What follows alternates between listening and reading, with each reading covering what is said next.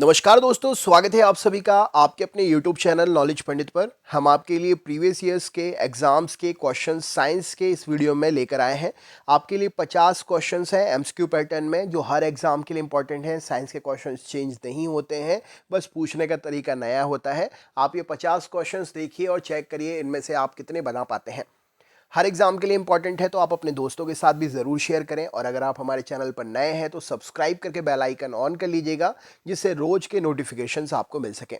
Video अच्छा लगे तो लाइक ज़रूर करें। चलिए शुरू करते हैं वीडियो। सबसे पहला प्रश्न है, सूत्र कणिका जिसे हम माइटोकॉन्ड्रिया के नाम से जानते हैं, निम्नलिखित में से किसका केंद्र होती है? तो सूत्र कणिका जो है कोशिकीय श्वसन का केंद्र होती है। निम्नलिखित में से वह व्यक्ति कौन है जिसने डीएनए का सबसे पहले पात्र विश्लेषण किया था? तो वह व्यक्ति है ऑर्थर कॉर्नबर्ग, जिन्होंने डीएनए का सबसे पहले पात्र विश्लेषण किया था। किसकी उपस्थिति के कारण किसी पादप कोशिका और पशु कोशिका में अंतर पाया जाता है? तो पादप कोशिका और पशु कोशिका में अंतर क्लोरोप्लास्ट की उपस्थिति के कारण पाया जाता है। कोशिकाओं के अध्ययन से संबंधित जैविकी की शाखा क्या कहलाती है? तो कोशिकाओं के अध्ययन से संबंधित जैविकी की शाखा साइटोलॉजी कहलाती है। टॉक्सिकोलॉजी का संबंध किसके अध्ययन से होता है? तो विषों के अध्ययन से, जहर के अध्ययन से टॉक्सिकोलॉजी संबंधित है। नेक्स्ट क्वेश्चन है, निम्नलिखित में से किसको सेल का पावर प्लांट भी कहा जाता है? तो माइटोकॉन्ड्रिया को सेल का पावर प्लांट या पावर हाउस ऑफ सेल भी कहा जाता है। यूकैरियोटिक सेल में प्लाज्मा झिल्ली किससे बनी होती है? तो यूकैरियोटिक सेल में प्लाज्मा झिल्ली जो है फॉस्फोलिपिड की बनी होती है। सेलुलोज निम्नलिखित में से किसका मुख्य घटक होता है? तो कोशिका भित्ति का मुख्य घटक होता है सेलुलोज। निम्नलिखित में से वह कौन सा पदार्थ है जिसका उपयोग खाद्य परिरक्षी के रूप में किया जाता है? तो सोडियम बेंजोएट वह पदार्थ है जिसका उपयोग खाद्य परिरक्षी के रूप में किया जाता है। निम्नलिखित में से कौन सी कोशिका अंगक कोशिकीय श्वसन के लिए उत्तरदायी होती है? तो सूत्र कणिका अर्थात माइटोकॉन्ड्रिया कोशिकाई अंगक जो है कोशिकीय श्वसन के लिए उत्तरदायी है। निम्नलिखित में से कौन सी घटना पहले घटी थी? तो यहाँ पर 4 ऑप्शन हैं आपके सामने।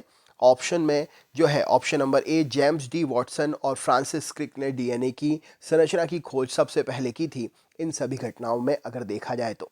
नेक्स्ट क्वेश्चन है, जीवित जीवों का संरचनात्मक और प्रकार्यात्मक एकक क्या है? तो जीवित जीवों का संरचनात्मक और प्रकार्यात्मक इकाई या एकक जो है कोशिका होती है। निम्नलिखित में से किस कोशिका द्रव्य कोशिकांग को यूकैरियोटिक कोशिकाओं के भीतर प्रोकैरियोटिक कोशिकाएं माना जाता है? तो ग्लाइऑक्सिसोम को प्रोकैरियोटिक कोशिका माना जाता है यूकैरियोटिक कोशिकाओं के भीतर। प्रतिजन क्या होता है? तो प्रतिरक्षा निर्माण के लिए उद्दीपन का काम करता है प्रतिजन।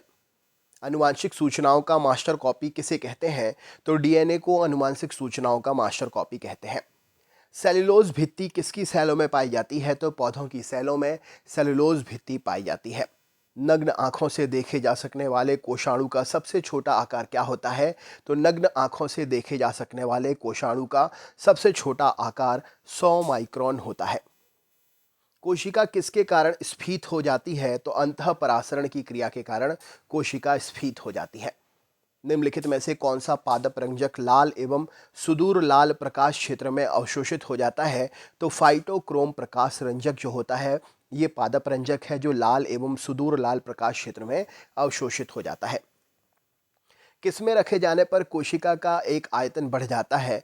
तो कोशिका को समपरासरणीय दाब वाले घोल में अगर रखते हैं तो उसका आयतन बढ़ जाता है। अंतः शोषण की प्रक्रिया में क्या निहित होता है? तो अंतः शोषण की प्रक्रिया में अवशोषण निहित होता है। ऑप्शन नंबर सी इस प्रश्न का सही उत्तर होगा। वृक्क के आकार की द्वार कोशिकाएं किसमें होती हैं? तो द्विबीजीय पादपों में वृक्क के आकार की द्वार कोशिकाएं होती हैं। ऊतक जन जिससे बाह्य त्वचा बनती है उसे हम क्या के नाम से जानते हैं? तो ऊतक जन जिससे बाह्य त्वचा बनती है उसे त्वचा जन कहा जाता है। रंध्र मुख द्वार पर किसका आधार? रंध्र मुख द्वार इस पर आधारित, इनमें से किस पर रंध्र मुख या द्वार आधारित होते हैं? तो अंतः परासरण की क्रिया पर रंध्र मुख या द्वार पर आधारित होते हैं। डंबलाकार द्वार कोशिकाएं किसमें होती हैं? तो गेहूं में डंबलाकार द्वार कोशिकाएं होती हैं। सबसे बड़ा एक कोशीय जीव कौन सा है? तो अमीबा सबसे बड़ा एक कोशीय जीव है। हरित ब्लॉकों का संबंध किससे है? तो जैव ईंटें हरित ब्लॉक कहलाती हैं। पैरामीशियम में उत्सर्जन द्वारक को किस नाम से जाना जाता है? तो पैरामीशियम में साइटो पायस के नाम से उत्सर्जन द्वारक को जाना जाता है। बार पिंड किसमें पाए जाते हैं? तो मादा कायिक कोशिकाओं में बार पिंड पाए जाते हैं। ग्लूकोज किसका एक प्रकार है? तो हेक्सोस शर्करा का प्रकार है ग्लूकोज। एक मृदुतक कोशिका जो कि कोशिकीय अजैव पदार्थ संग्रह करती है क्या कहलाती है? तो एक मृदुतक कोशिका जो कि कोशिकीय अजैव पदार्थ संग्रह करती है उसे आइडियोब्लास्ट या विचित्र कोशिका कहते हैं। ज्ञात सबसे छोटा प्रोकैरियोटिक जीव कौन सा है? तो माइकोप्लाज्मा ज्ञात सबसे छोटा प्रोकैरियोटिक जीव है। जीवाणु कोशिका में सूत्रकणिका की संख्या कितनी है? तो जीवाणु कोशिका में सूत्रकणिका की संख्या 0 होती है। कोशिकाओं में तुरंत ऊर्जा उत्पादन के लिए हमको क्या लेना चाहिए? तो ग्लूकोज लेना चाहिए कोशिकाओं में तुरंत ऊर्जा उत्पादन के लिए। स्टार्च का शर्करा में परिवर्तन होना किसके लिए अनिवार्य है? तो रंध्री द्वार के लिए स्टार्च का शर्करा में परिवर्तन होना अनिवार्य है। गाजर का रंग किसकी मौजूदगी के कारण होता है? तो कैरोटीन की मौजूदगी के कारण गाजर में रंग उपस्थित होता है।